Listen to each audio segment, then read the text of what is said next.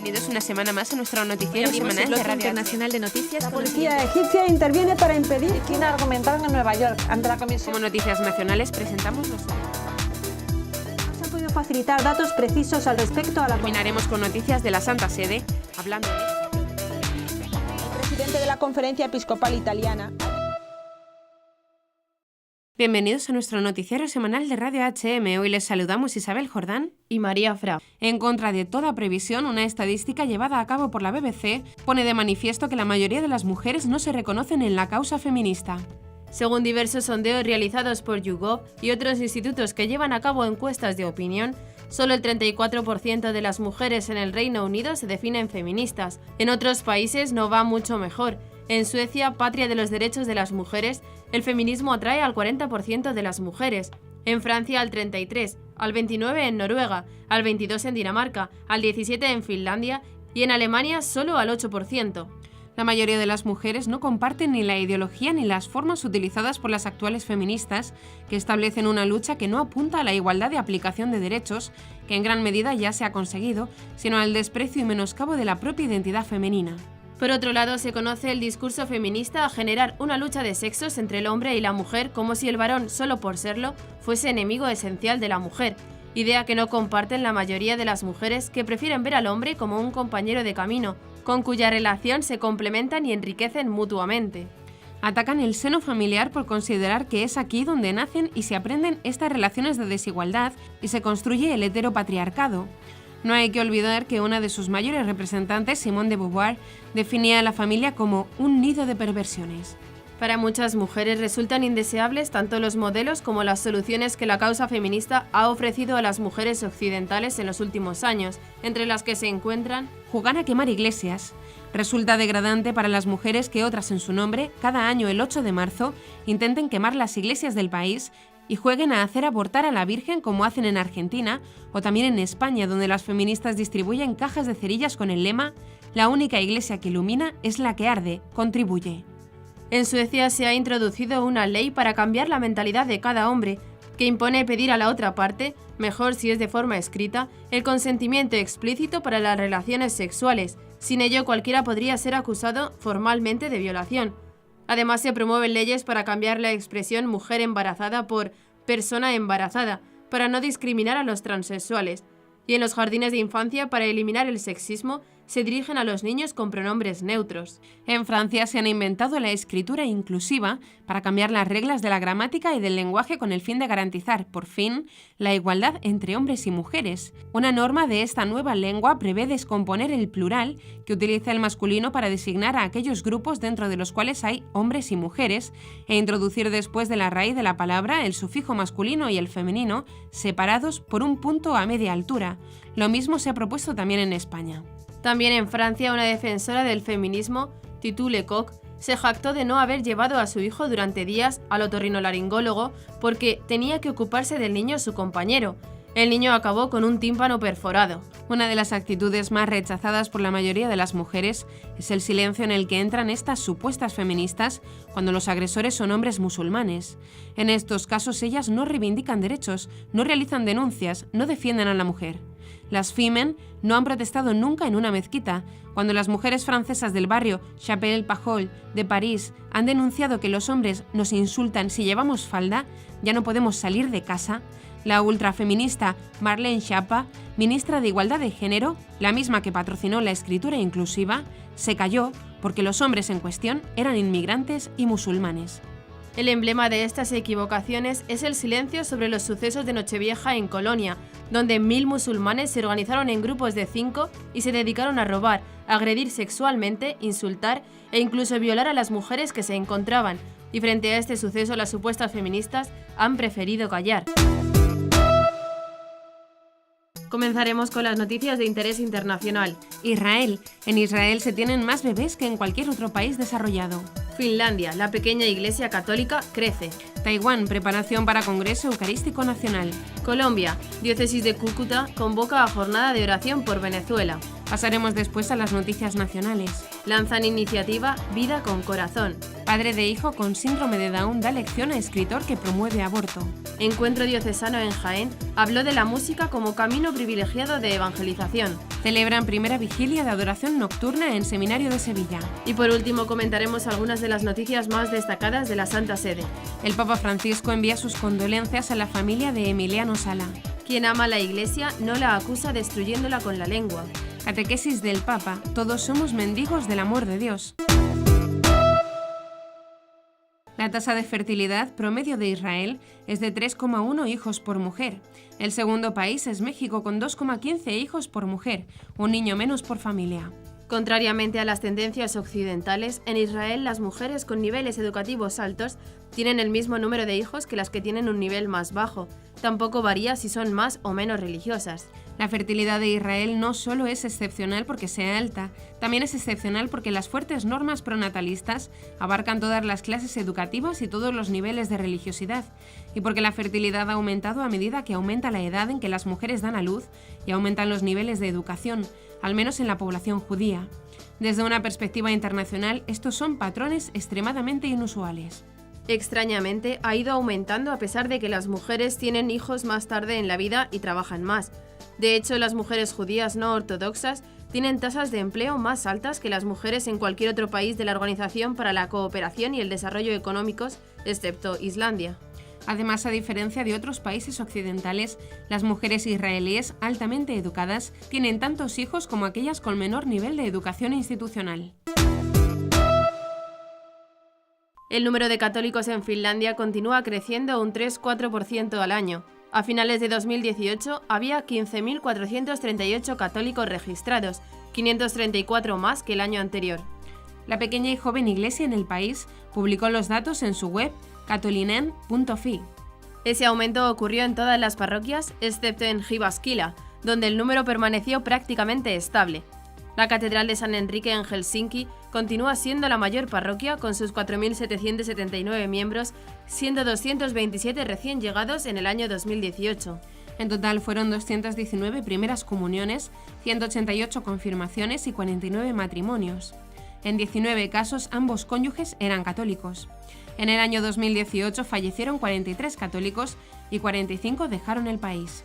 En toda Europa, Finlandia es el país con la menor proporción de católicos, siendo la mayoría extranjeros, sobre todo polacos. Desde el año 2007 hay apenas 2 sacerdotes nacidos en Finlandia y apenas uno de ellos trabaja en Finlandia, en torno a que la mitad de los sacerdotes en el país son polacos. El actual obispo de Helsinki es Monseñor Timo Sipo, nombrado el 16 de junio del año 2009. Él es el primer obispo católico nacido en Finlandia en más de 500 años. La Conferencia Episcopal Regional China, que congrega a los obispos de Taiwán, se prepara para la próxima celebración del cuarto Congreso Eucarístico Nacional, que se llevará a cabo en la diócesis de Chiayi. El evento tomará por lema la misma consigna que el Congreso Eucarístico Internacional en Budapest 2020. Todas mis fuentes están en ti, del Salmo 87. Frente a los principales problemas de Taiwán en los últimos años, incluidos los conflictos étnicos, la confrontación política y muchos problemas sociales, debemos usar el Congreso Eucarístico para orar juntos y esperar convertir los buenos pensamientos de todas las personas en una fuerza común para las personas que sufren en Taiwán y en todo el mundo, animó el obispo de Chiayi, Monseñor Zhong An, en una carta pastoral con motivo del anuncio. El prelado recordó que Cristo es la fuente de la cual emana el agua viva que sacia la sed del hombre a través de la oración, la lectura de la palabra de Dios y los sacramentos. La Eucaristía de Jesús está estrechamente relacionada con su resurrección y la misión de la Iglesia, explicó el prelado. Si la Iglesia taiwanesa de hoy quiere llevar a Jesús resucitado a la gente, es necesario llevar a la gente a la cima de la celebración de la vida de la Iglesia, es decir, la Eucaristía, propuso el obispo. Luego debemos aprender de Jesús, caminar con la gente y compartir con ellos este camino de la vida. El Congreso Eucarístico Nacional está programado para el día 1 de marzo de 2019 y se llevará a cabo en el condado de Yunlin.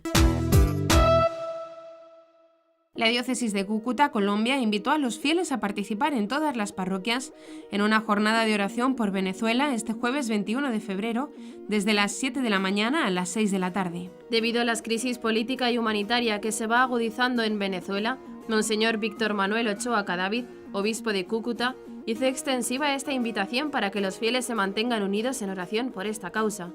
En la programación se invitó a participar en la Eucaristía, a rezar el rosario y adorar al Santísimo Sacramento, pidiendo a Cristo por la paz y el bienestar de todas las familias venezolanas migrantes. En Cúcuta, el gobierno colombiano ha instalado un centro de acopio para reunir la ayuda humanitaria enviada por Estados Unidos. El presidente de la Asamblea Nacional de Venezuela, Juan Guaidó, que se proclamó el 23 de enero presidente encargado del país, aseguró que el sábado 23 de febrero miles de voluntarios llegarán en autobús al límite con Colombia para recibir las ayudas humanitarias e ingresarlas a Venezuela. Guaidó es reconocido como presidente interino por unos 50 países.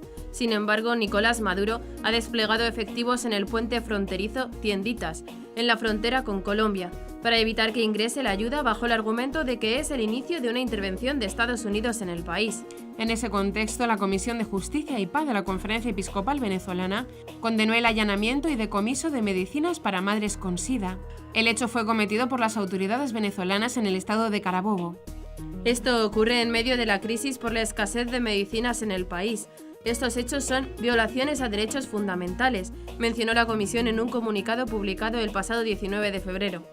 Por su parte, el régimen de Maduro ordenó también el cierre de la frontera marítima y aérea con las islas caribeñas holandesas de Aruba, Bonaire y Curazao, situadas frente a Venezuela, después de que se anunciara que en la última de estas tres se instalara también un centro de acopio para las ayudas solicitadas por Guaidó. Vida con Corazón, así se llama la iniciativa que ha lanzado la diócesis de Getafe en España, con la que busca llevar la devoción del Sagrado Corazón de Jesús a los jóvenes. La propuesta, que fue presentada este 14 de febrero en la fiesta de San Valentín, se enmarca dentro de las celebraciones del centenario de la consagración pública de España al Sagrado Corazón de Jesús, conmemoración que comenzó el 2 de diciembre pasado y se extenderá hasta el 24 de noviembre de este año. La iniciativa tiene por finalidad apoyar la conmemoración del centenario desde una perspectiva juvenil y acercando los frutos de la devoción al corazón de Jesús a las nuevas generaciones. Se desarrolla a partir de las redes sociales Twitter e Instagram, en las que se comparten frases célebres, se difunden oraciones, se recomiendan películas, libros y también se dan a conocer obras sociales y diferentes propuestas que llaman a solidaridad. Es así que a través de estas redes sociales se pretende dar a conocer la vivencia de la devoción al corazón de Cristo, como han apuntado los promotores de la iniciativa. La idea es mostrar a personas que sean devotas del Sagrado Corazón, pero que, más allá de las palabras, lo demuestren con sus vidas, con su trabajo cotidiano. Como han señalado desde la diócesis de Getafe, la meta que se quiere alcanzar con la iniciativa es poder apoyar también el acto central del centenario de la consagración de España al Sagrado Corazón de Jesús, que ocurrirá el 30 de junio en el Santuario del Cerro de los Ángeles, Getafe, día en el que se renovará nuevamente el acto de consagración de España al Sagrado Corazón de Jesús. Rafa, el padre de Nico, un niño con síndrome de Down, dio una profunda lección del valor de la vida de su hijo al escritor español Arcadi Espada, que había asegurado que traer al mundo niños con discapacidad era una inmoralidad y una aberración. Durante el programa de entrevistas Chester, que se emite en la cadena privada 4 de la televisión española, el entrevistador expuso algunos de los fragmentos que Arcadi Espada, controvertido escritor español, había realizado en relación con las personas que dejan nacer a sus hijos con discapacidad. Hay personas que consideran que, si alguien les detecta un niño enfermo, tienen todo el derecho a seguir adelante con el niño enfermo. Me parece una inmoralidad y una aberración, aseguraba Espada. Además, subrayaba que si el servicio público le ha avisado a usted de que esa persona va a nacer con gravísimas deficiencias que van a suponer para la sociedad un costo que podría haberse evitado, usted evidentemente deberá asumir la responsabilidad moral de haber traído en esas condiciones un hijo y, segundo, la responsabilidad económica de mantener a ese hijo en las condiciones necesarias para la persona y su dignidad. En el programa intervino Rafael, el padre de Nicolás, un niño con síndrome de Down, que explicó con voz emocionada cómo su hijo tiene, como todo español, una serie de derechos recogidos por la Constitución española. Tienen derecho a una educación, un trabajo, a una vida independiente, a tener una asistencia sanitaria sin que nadie les pueda echar en cara por el hecho de tener una discapacidad. Y sobre todo, tienen derecho a vivir, porque tienen una vida plena como el resto de las personas y una vida digna. Rafael señaló también que las personas con síndrome de Down no son enfermas, sino que tienen una alteración genética que es diferente. Sufren cuando usted las humilla y le puedo garantizar que mi hijo con síndrome de Down no es un tonto, ni peor que otros, y desde luego no termino de entender que pueda decir que mi hijo me debería denunciar por crímenes contra la humanidad porque él ha nacido. Ante la falta de argumentos, el escritor decidió marcharse antes de finalizar la entrevista sin sustentar sus afirmaciones, mientras el entrevistador decidió conceder un cerrado aplauso a Rafa. La música como instrumento para evangelizar fue el eje central del segundo encuentro diocesano de coros que ocurrió recientemente en la diócesis española de Jaén, con la participación de 250 personas pertenecientes a más de 30 coros con presencia en la jurisdicción eclesial. La iniciativa, organizada por la Vicaría Diocesana de Culto y Espiritualidad y Vocaciones, fue presidida por Monseñor Amadeo Rodríguez Magro, obispo de Jaén, quien al abrir el evento habló de su interés por los coros de la diócesis para convocarlos y formarlos, puesto que de ellos dependen muchas cosas. La comunidad reza como vosotros cantéis, y reza con lo que vosotros cantéis, dijo, para luego agregar: tenéis en la vida de la Iglesia y en esta Iglesia en misión en la que estáis un papel muy importante, porque los cantos, no solo en la música sino también en la letra, tienen una dimensión profunda y espiritual. Monseñor Rodríguez Magro igualmente expresó su deseo de que los coros estén en armonía con la misión evangelizadora de la Iglesia. Queremos tener unos coros que sintonicen con la vida de la Iglesia en este momento, con las necesidades de la Iglesia, con los planteamientos de la Iglesia, con sus necesidades y sobre todo que sintonicen con una Iglesia misionera, que sepáis que vuestra participación en la vida litúrgica es imprescindible. Como invitado especial estuvo presente el padre Óscar Balado, responsable del área musical de la Conferencia Episcopal Española, quien presentó la conferencia titulada «Cantar la misa o cantar en la misa». El sacerdote realizó una charla interactiva donde la música fue protagonista. La dividió en 3 temas centrales: la formación, la orientación y los recursos. Recordó a los coros participantes que la finalidad de la música litúrgica es glorificar a Dios y santificar a los hombres. Explicó también cuáles son las letras adecuadas e indicó dónde se puede obtener un repertorio para poder preparar la celebración eucarística, sobre todo en la misa dominical. Durante el encuentro también se desarrollaron algunos talleres, uno de ellos impartido por José Gregorio Trujillo, director del coro y orquesta Music Alma. En él, los participantes recibieron una clase magistral sobre el uso de los instrumentos en la misa. Asimismo, se ofreció un taller vocal a cargo del director del grupo musical litúrgico Escucharte, Javier Lendínez, quien ofreció claves para las voces de los coros. El encuentro culminó con un momento frente al Santísimo Sacramento, donde primó la oración hecha música. El pasado 15 de febrero, el Seminario Metropolitano de Sevilla acogió una vigilia de adoración nocturna al Santísimo Sacramento, siguiendo el rito establecido en el Manual de la Adoración Nocturna, conforme a la liturgia de las horas, en el que participaron los seminaristas, adoradores de la Diócesis de Sevilla, así como 120 fieles de la Archidiócesis. La vigilia se celebró en la capilla del seminario con el Santísimo expuesto en una hermosa custodia.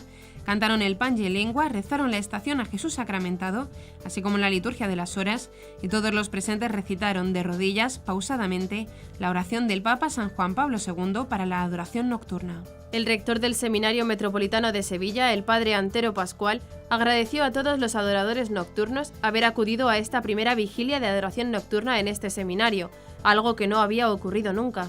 También destacó que esta iniciativa hará que nuestros seminaristas y próximos sacerdotes llevarán una formación sobre la adoración nocturna. Para todos nosotros, la Eucaristía y la adoración al Santísimo son las partes más importantes de nuestro ministerio sacerdotal. El padre Pascual aseguró que el arzobispo de Sevilla, España, Monseñor Juan José Asenjo, se mostró muy contento con esta celebración y animó a que intensifiquemos nuestra preparación al sacerdocio con la adoración al Santísimo, ya que ésta trae consigo que el sacrificio eucarístico nos aumente la piedad de cada uno y en el espíritu de cultivar la triple función de la Iglesia, que son dar culto a Dios, evangelizar a la comunidad parroquial y el fermento de adorar en la noche.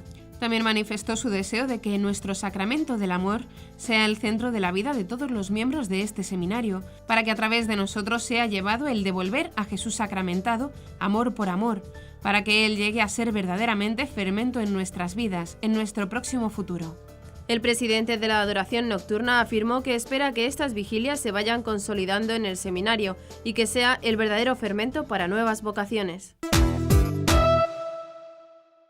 El Papa Francisco expresó a la familia del fallecido futbolista argentino Emiliano Sala su pesar en estos momentos de sufrimiento y les aseguró su oración para que el Señor le conceda fortaleza en la fe.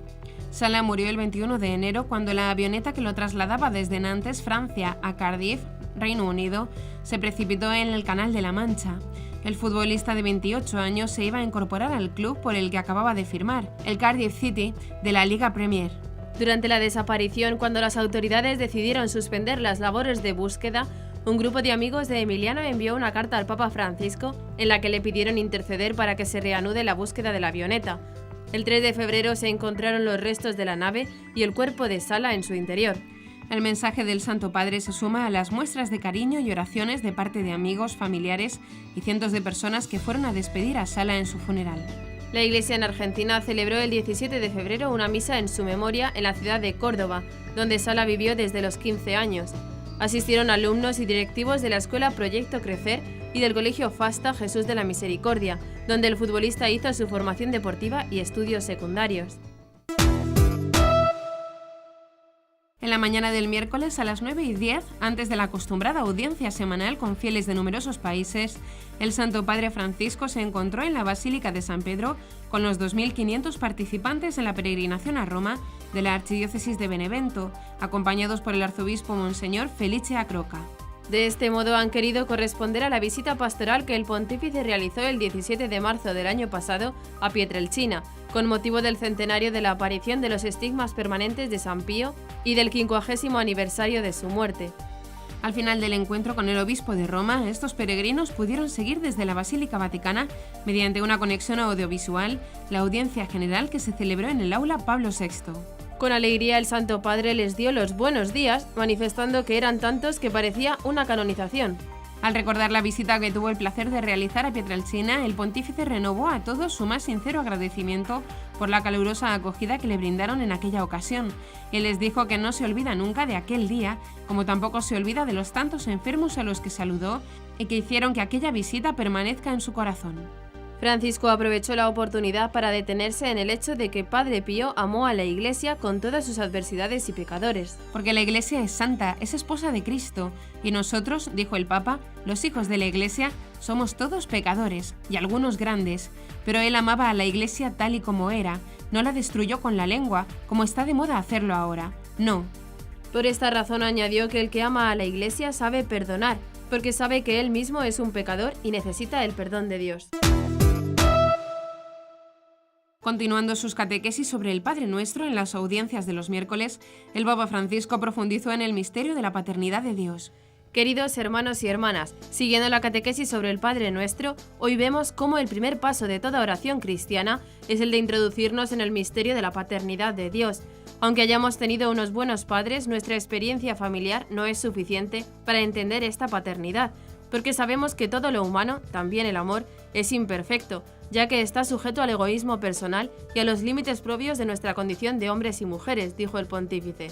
El Papa pidió que el Señor nos conceda la gracia de no tener miedo y de saber que no estamos solos, porque no hay nada en esta vida que pueda apartarnos de su amor de Padre. Y hasta aquí nuestro informativo semanal, esperamos que haya sido de su agrado. Recuerden que pueden seguir escuchándonos siguiendo el resto de nuestra programación en directo a través de la web www.radiohm.net.